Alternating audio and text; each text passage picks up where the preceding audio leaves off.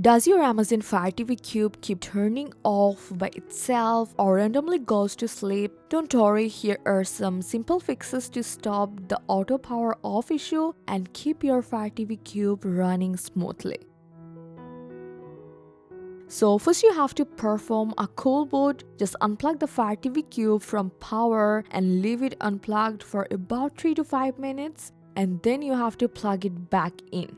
Also, you have to check that if you're using a power strip or extension cord, try plugging the Fire TV Cube directly into a wall outlet to rule out power related issue. And there have another thing, you have to check that you are using the original Amazon power adapter that came with your Fire TV Cube. Another common cause is the display and screensaver settings. For that, you just have to go to settings, then display and sounds, and check your screensaver and display settings.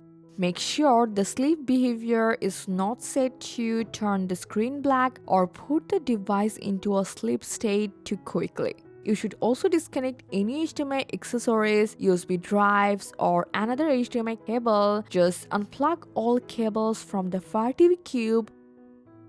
Wait about 5 minutes, then reconnect only the HDMI and the power cable first.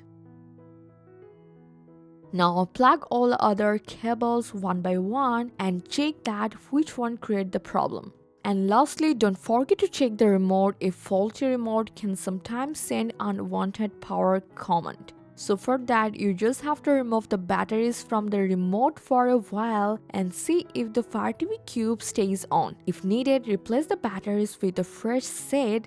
And if the issue continues, check for software updates. For that, just go to settings, then My Fire TV, and from about, scroll all the way down, and here you will find check for updates option or install update option. Whatever you see, just go for update, and the latest software can fix bugs that may cause random shutdown.